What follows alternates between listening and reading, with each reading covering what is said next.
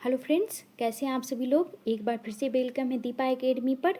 मैं हूं दीपा चौधरी और आज का टॉपिक है हमारा आर्ट ऑफ टीचिंग, शिक्षण कला। आज हम जानेंगे कि एक टीचर सिर्फ सब्जेक्ट एक्सपर्ट ही नहीं बल्कि एक आर्टिस्ट भी होता है, जिसको पता होना चाहिए कि स्टूडेंट को कैसे समझाए, मोटिवेट करे और गाइड करे। सोच के देखिए, अगर एक स्टूडेंट बोर हो रहा है तो क्या सिर्फ सिलेबस पढ़ाना काफ़ी है?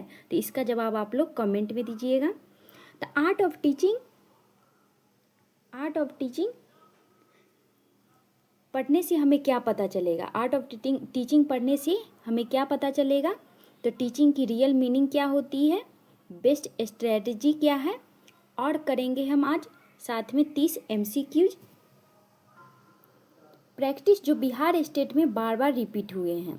तो अगर आप भी टीचर बनना चाहते हैं या स्टेट की तैयारी कर रहे हो तो वीडियो को पूरा एंड तक जरूर देखिए, और अगर कंटेंट अच्छा लगे तो लाइक, शेयर और सब्सक्राइब करना मत भूलिएगा। तो चलिए शुरू करते हैं आज की क्लास। देखते हैं आज का पहला क्वेश्चन। उससे पहले आप लोगों से एक सवाल है जिसका जवाब आप लोग कमेंट में जरूर दीजिएगा। आपके अनुसार एक अच्छा शिक्षक कौन होता है, या किस शिक्षक ने आपकी सबसे ज़्यादा प्रभावित किया है और क्यों किया है? तो इसका जवाब आप लोग कमेंट में दीजिएगा। तो चलिए शुरू करते हैं आज की क्लास। देखते हैं आज का पहला क्वेश्चन। तो पहला क्वेश्चन है हमारे स्क्रीन पर, शिक्षण का मुख्य उद्देश्य क्या है? शिक्षण का मुख्य उद्देश्य क्या है? तो ऑप्शन है पहला जानकारी देना, ऑप्शन बी है मूल्य निर्धारण करना, और ऑप्शन सी है छात्रों का समग्र विकास, और ऑप्शन डी है परीक्षा कराना। तो इसका राइट आंसर कौन सा हो जाएगा? कमेंट में बताइए आप सभी लोग। तो इसका राइट आंसर हो जाएगा ऑप्शन सी, छात्रों का समग्र विकास कराना, छात्रों का स्वर्णिम विकास करना। नेक्स्ट क्वेश्चन देखते हैं। क्वेश्चन नंबर 2 है हमारे स्क्रीन पर, शिक्षण कौशल यानी टीचिंग स्किल किसे कहते हैं? टीचिंग स्किल किसे कहते हैं? तो ऑप्शन देखते हैं, बोलने की कला, छात्रों को अनुशासन में रखना, प्रभावी ढंग से पढ़ाने की विधियाँ, और ऑप्शन डी है पुस्तक पढ़ना। तो इसका राइट आंसर आप लोग बताइए क्या होगा? इसका राइट आंसर हो जाएगा ऑप्शन सी, प्रभावी ढंग से पढ़ाने की विधियाँ। C will be right answer. Next question देखते हैं। क्वेश्चन नंबर 3, सर्वश्रेष्ठ शिक्षक कौन होता है? सर्वश्रेष्ठ शिक्षक कौन होता है? तो ऑप्शन देखते हैं। पहला ऑप्शन है जो बहुत सख्त हो, ऑप्शन बी है जो शिक्षक गृह कार्य दे, और ऑप्शन सी है जो छात्रों की रुचि के अनुसार पढ़ाए, और ऑप्शन डी है जो केवल किताबों पर निर्भर हो। तो केवल जहाँ पे लगा रहता है वो ऑप्शन पहले ही कट जाता है, क्योंकि केवल जो होता है वो निगेटिव होता है। तो किसी भी एग्जाम में अगर ऑप्शन में केवल लगा हो तो अगर निगेटिव क्वेश्चन में पूछा जा रहा है तो निगेटिव आंसर होगा, अगर पॉजिटिव पूछा जा रहा है तो उसको ऑप्शन से पहले ही कट कर दें। तो इसका राइट आंसर हो जाएगा ऑप्शन सी, जो छात्रों की रुचि के अनुसार पढ़ाएं। सी विल बी राइट आंसर। अगला क्वेश्चन देखते हैं। क्वेश्चन नंबर 4 है हमारे स्क्रीन पर। जो भी आपको क्वेश्चन समझ में नहीं आए या डिटेल से जानना चाहते हो तो आप बेझिझक कमेंट में आप पूछ सकते हैं, उसका जवाब मिल जाएगा, या आप मेरा टेलीग्राम चैनल भी फॉलो कर सकते हैं, वहाँ भी आप लोग मैसेज करके पूछ सकते हैं। तो क्वेश्चन नंबर 4 देखते हैं, बाल केंद्रित शिक्षा का मुख्य उद्देश्य क्या है? ऑप्शन है शिक्षक केंद्रित शिक्षण, ऑप्शन पहला है शिक्षक केंद्रित शिक्षण, ऑप्शन बी है परीक्षा उन्मुख अध्ययन, और ऑप्शन सी है छात्रों की सक्रिय भागीदारी, और ऑप्शन डी है पाठ्यक्रम की समाप्ति। तो इसका राइट आंसर बताइए आप लोग कमेंट में। तो इसका राइट आंसर हो जाएगा ऑप्शन सी, छात्रों की सक्रिय भागीदारी। शिक्षक केंद्रीय नहीं होता है, छात्र केंद्रित होता है, परीक्षा उन्मुख अध्ययन नहीं होता है, सिर्फ परीक्षा के लिए पढ़ाई नहीं होता है, और पाठ्यक्रम की समाप्ति, सिर्फ पाठ्यक्रम सिलेबस खत्म कर देना ही बाल केंद्रित शिक्षा नहीं होता है। तो ये भी कट जाएगा। तो इसका राइट आंसर हो जाएगा option C, C will be right answer. अगला क्वेश्चन देखते हैं। क्वेश्चन नंबर 5 है हमारे स्क्रीन पर, मूल्यांकन का मुख्य उद्देश्य क्या है? मूल्यांकन का मुख्य उद्देश्य क्या है? इसका ऑप्शन देखते हैं। पहला ऑप्शन है छात्रों को डराना, ऑप्शन बी है फेल करना, और ऑप्शन सी है उनकी प्रगति मापना, और ऑप्शन डी है शिक्षक को परेशान करना। तो इसका राइट आंसर क्या होगा बताइए? तो इसका राइट आंसर हो जाएगा ऑप्शन सी, उनकी प्रगति मापना। C will be right answer. Next question देखते हैं। क्वेश्चन नंबर 6 ये है ब्लूम टेक्सोनॉमी से, ब्लूम टेक्सोनॉमी किससे संबंधित है? तो ब्लूम टेक्सोनॉमी पढ़ना जरूरी है स्टेट में। अगर आप लोग बोलिएगा तो मैं इस पर आप लोगों के लिए एक थ्योरी क्लास भी ला सकती हूँ। अगर चाहिए या डिटेल में MCQs ही चाहिए तो इसके लिए आप लोग कमेंट में बताइएगा। तो इसका ऑप्शन देखते हैं, ब्लूम टेक्सोनॉमी किससे संबंधित है? तो ऑप्शन ए है मूल्यांकन, ऑप्शन बी है शिक्षण योजना, ऑप्शन सी है अधिगम उद्देश्यों का वर्गीकरण और ऑप्शन डी है पाठ्य पुस्तक निर्माण। तो इसका राइट आंसर क्या हो जाएगा? इसका राइट आंसर हो जाएगा ऑप्शन सी, अधिगम उद्देश्यों का वर्गीकरण। C will be right answer. Bloom taxonomy किससे संबंधित करता है? तो अधिगम उद्देश्यों का वर्गीकरण से। सी विल बी राइट आंसर। अगला क्वेश्चन देखते हैं, क्वेश्चन नंबर 7। क्वेश्चन नंबर 7 देखते हैं, निम्न में कौन सी शिक्षण विधि विद्यार्थियों की सक्रियता पर आधारित है? निम्न में से कौन सी शिक्षण विधि विद्यार्थियों की सक्रियता पर आधारित है? इसका ऑप्शन देखते हैं। पहला ऑप्शन है व्याख्यान विधि, ऑप्शन बी है अन्वेषण विधि, ऑप्शन सी है निगमन विधि और ऑप्शन डी है निर्देश विधि। तो इसका ऑप्शन कौन सा सही होगा? कमेंट में बताइए इसका आंसर। तो इसका राइट आंसर हो जाएगा ऑप्शन बी, अन्वेषण विधि। B will be right answer. Next question देखते हैं, क्वेश्चन नंबर 8 है हमारे स्क्रीन पर। प्रभावी शिक्षण का प्रमुख तत्व क्या है? प्रभावी शिक्षण का प्रमुख तत्व क्या है? तो ऑप्शन देखते हैं, शिक्षक का व्यवहार, और ऑप्शन बी है पाठ्यपुस्तक, और ऑप्शन सी है समय, और ऑप्शन डी है छात्रों की संख्या। प्रभावी शिक्षण का प्रमुख तत्व क्या है? शिक्षक का व्यवहार, ऑप्शन बी है पाठ्यपुस्तक, और ऑप्शन सी है समय, और ऑप्शन डी है छात्रों की संख्या। तो इसका राइट आंसर क्या हो जाएगा? जल्दी से बताइए आप लोग कमेंट में। तो इसका राइट आंसर हो जाएगा ऑप्शन ए, टीचर का behaviour. A will be right answer. अगला क्वेश्चन देखते हैं, क्वेश्चन नंबर 9 है हमारे स्क्रीन पर।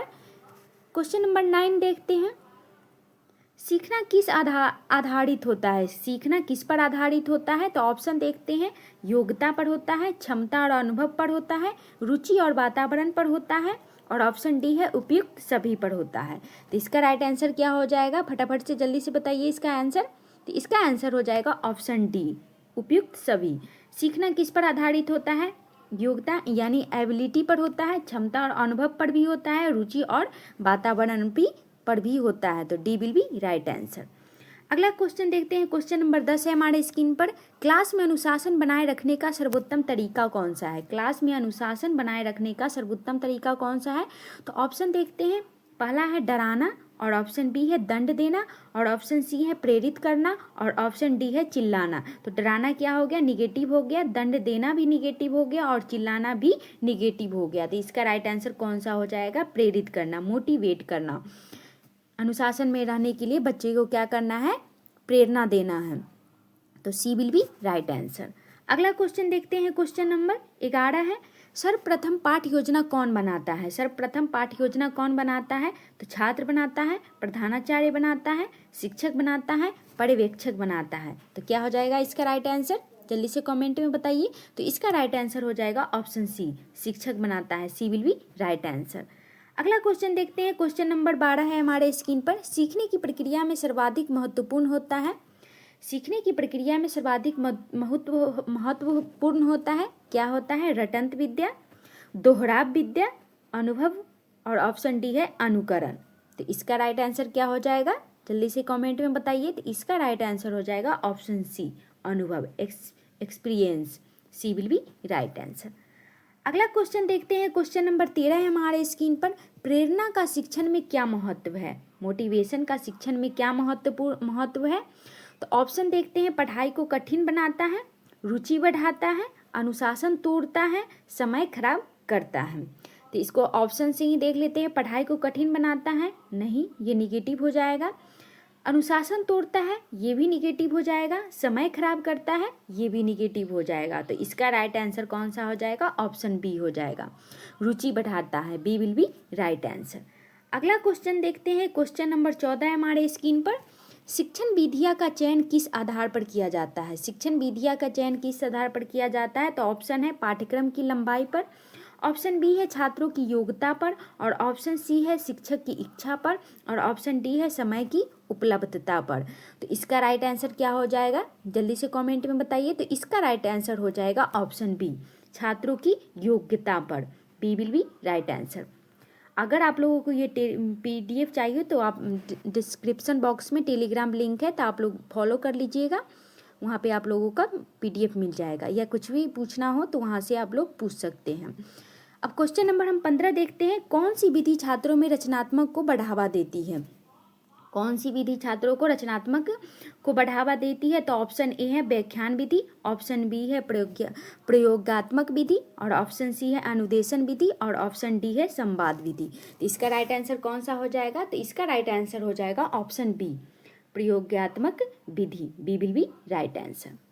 अगला क्वेश्चन देखते हैं। क्वेश्चन नंबर 16 है हमारे स्क्रीन पर। नियोजन का अर्थ है, नियोजन का क्या अर्थ होता है? समय बर्बाद करना, पूर्व योजना बनाना, पढ़ाई रोकना, और ऑप्शन डी है सजा देना। तो सजा देना निगेटिव हो गया, पढ़ाई रोकना भी निगेटिव हो जाएगा, और समय बर्बाद करना भी निगेटिव हो जाएगा। तो इसका राइट आंसर हो जाएगा ऑप्शन सी, सॉरी, इसका राइट आंसर हो जाएगा option B. B will be right answer, C नहीं, इसका राइट आंसर हो जाएगा ऑप्शन बी। अगला क्वेश्चन देखते हैं। क्वेश्चन नंबर 17 है हमारे स्क्रीन पर। शिक्षण का प्रभाव किस पर निर्भर करता है? शिक्षण का प्रभाव किस पर निर्भर करता है?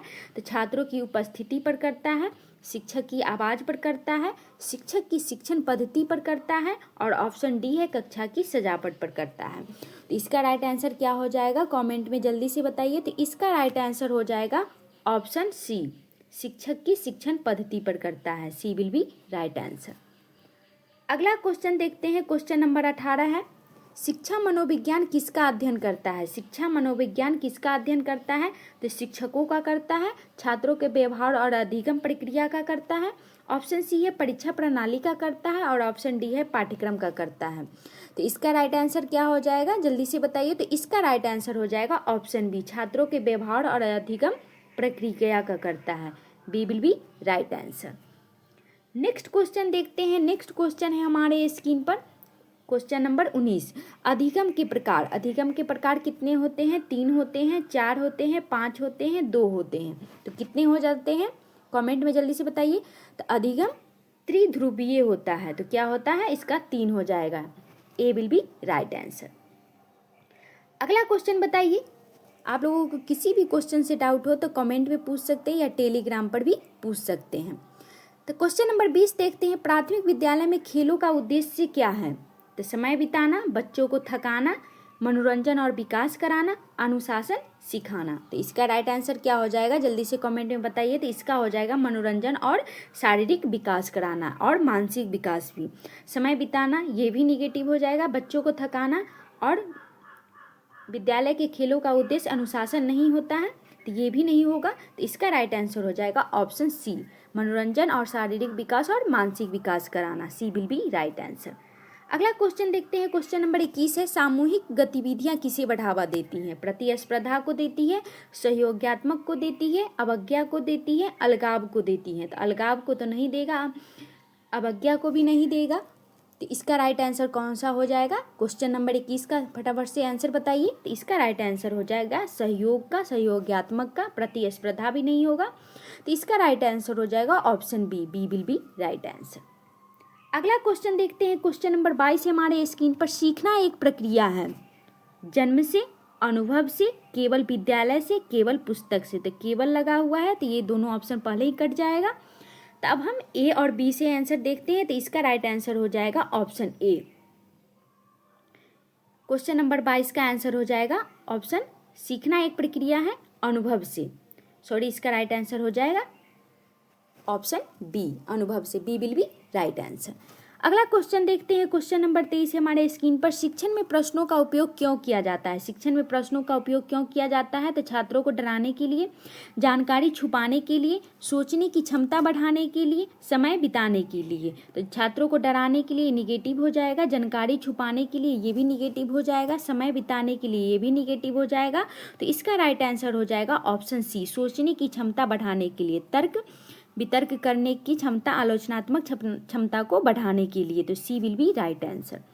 अगला क्वेश्चन देखते हैं। क्वेश्चन नंबर 24 हमारे स्क्रीन पर। शिक्षण में फीडबैक का क्या महत्व है? शिक्षण में फीडबैक का क्या महत्व है? छात्रों को सुधारने में सहायता करना, शिक्षक को दंड देने के लिए, किताब बदलने के लिए, समय प्रबंधन के लिए। तो इसका राइट आंसर हो जाएगा छात्रों को सुधारने में सहयोगात्मक छात्रों को सुधारने में सहायता करने के लिए, शिक्षक को दंड देने के लिए, ये निगेटिव हो जाएगा, किताब में बदलने के लिए और समय प्रबंधन के लिए। तो इसका राइट आंसर हो जाएगा ऑप्शन ए, छात्र को सुधारने में सहायता होती है, जो कहाँ पे छात्रों को क्या चीज़ की दिक्कत हो रही है। तो ए विल बी राइट आंसर। आप लोग भी फीडबैक जरूर बताइएगा कमेंट में कि कैसा लगा क्लास आप लोगों का और कैसा लगा ये कंटेंट। अब हम क्वेश्चन नंबर 25 देखते हैं। सीखने में रुचि उत्पन्न करने वाला तत्व कौन सा है? सीखने में रुचि उत्पन्न करने वाला तत्व कौन सा है? प्रतियोगिता है, सजा है, पुरस्कार है, प्रेरणा है। तो इसका बेस्ट ऑप्शन चुनिए इसमें से। तो इस बेस्ट आंसर कौन सा हो जाएगा? प्रतियोगिता हो जाएगा। सजा निगेटिव हो गया, पुरस्कार भी ये बाहरी मोटिवेशन हो गया, तो ये भी निगेटिव हो गया। पुरस्कार, हर बार पुरस्कार देकर हम रुचि उत्पन्न नहीं करवा सकते हैं। तो इसका राइट आंसर क्या हो जाएगा? Option D, motivation, Prerna. D will be right answer. अगला क्वेश्चन देखते हैं। क्वेश्चन नंबर 26 हमारे स्क्रीन पर। कक्षा प्रबंधन का अर्थ है। कक्षा प्रबंधन का क्या अर्थ है? छात्रों को सजा देना, कक्षा को सजाना, कक्षा में अनुशासन की क्रियाशीलता बनाए रखना, और ऑप्शन डी है कक्षा को छात्र को कक्षा से निकालना। तो छात्र को सजा देना निगेटिव हो गया, कक्षा को सजाना ऐसा कुछ भी नहीं है, छात्र को कक्षा से निकालना ये भी निगेटिव हो गया। तो इसका राइट आंसर हो जाएगा ऑप्शन सी, कक्षा में अनुशासन व क्रियाशीलता बनाए रखना। C will be right answer.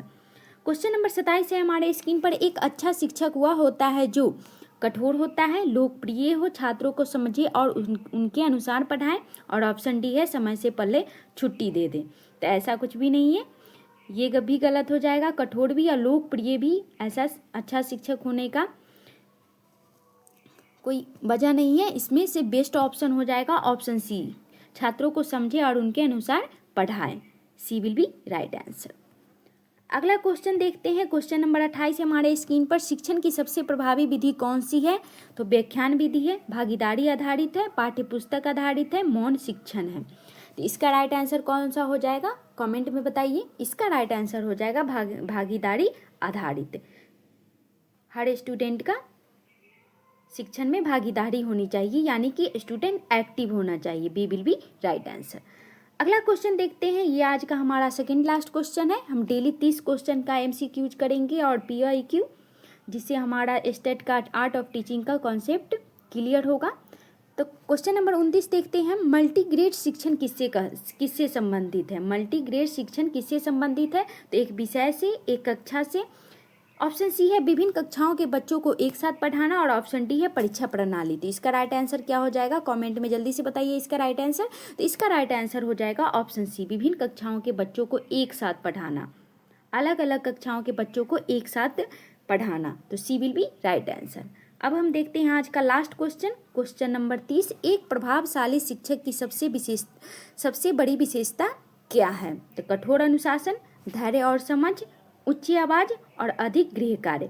कठोर अनुशासन ऐसा नहीं होगा, उच्च आवाज ये भी निगेटिव होगा, अधिक गृह कार्य ऐसा कुछ नहीं है। तो इसका राइट आंसर हो जाएगा ऑप्शन बी, धैर्य और समझ। B will be right answer. तो ये आज का हमारा लास्ट क्वेश्चन था। क्लास कैसा लगा जरूर बताइएगा कमेंट में। अगर स्टेट से रिलेटेड, आर्ट ऑफ टीचिंग से रिलेटेड आप लोगों को कोई भी टॉपिक पढ़ना हो तो वो आप लोग टेलीग्राम पर या कमेंट सेक्शन पर भी बता सकते हैं। वो टॉपिक मैं आप लोगों के लिए लेकर आऊँगी या कोशिश करूँगी। तो वीडियो को अंत तक बने रहने के लिए थैंक यू सो मच। अगर क्लास अच्छा लगे तो लाइक कीजिए, शेयर कीजिए और चैनल को सब्सक्राइब कीजिए, ताकि आगे की वीडियो की नोटिफिकेशन आपको समय पर मिल जाए। तो आज के लिए बस इतना ही। मिलते हैं नेक्स्ट क्लास में। जय हिंद, जय भारत।